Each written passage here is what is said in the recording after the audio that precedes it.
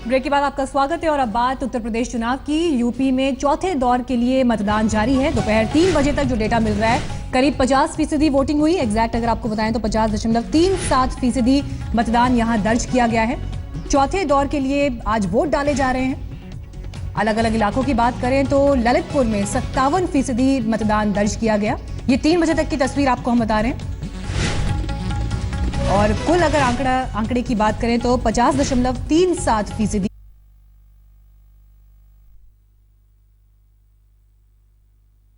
उंगली दिखाइए, आपने वोट डाला।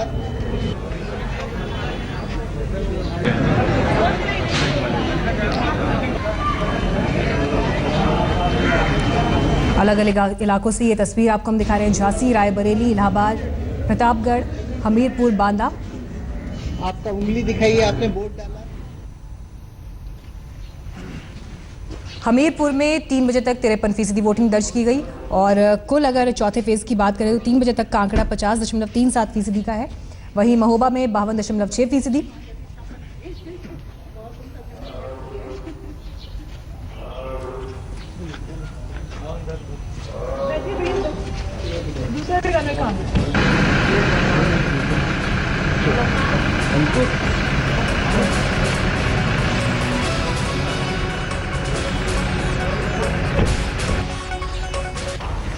और इस बीच आपको तस्वीर हम गुजरात से दिखाते हैं, जहां गुजरात विधानसभा में जबरदस्त हंगामा हुआ। इस हंगामे की तस्वीर बेहद शर्मनाक अपने आप में। ये देखिए, ये तस्वीरें आपके सामने, जहां पर मारपीट से लेकर हाथापाई तक हुई।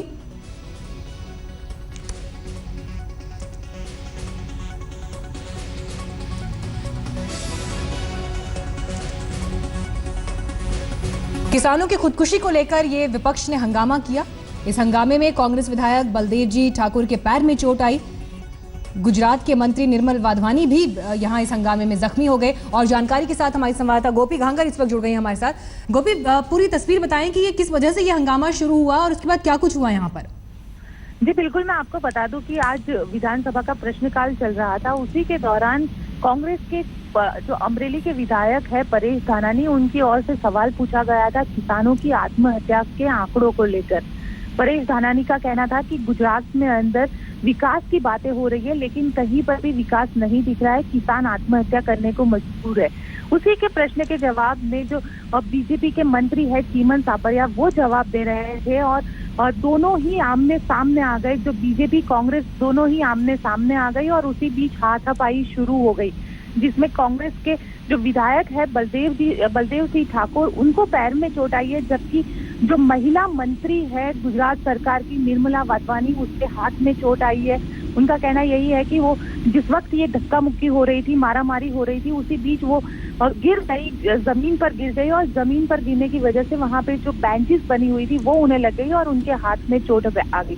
हालांकि अगर पूरे मामले को देखें तो ये सच में कह सकते हैं कि जिस तरीके से विधानसभा में बीजेपी और कांग्रेस के नेता लड़ रहे थे, वो सच में एक शर्मनाक वाकया हम कह सकते हैं गुजरात के लिए। शुक्रिया गोपी आपका इस जानकारी के लिए।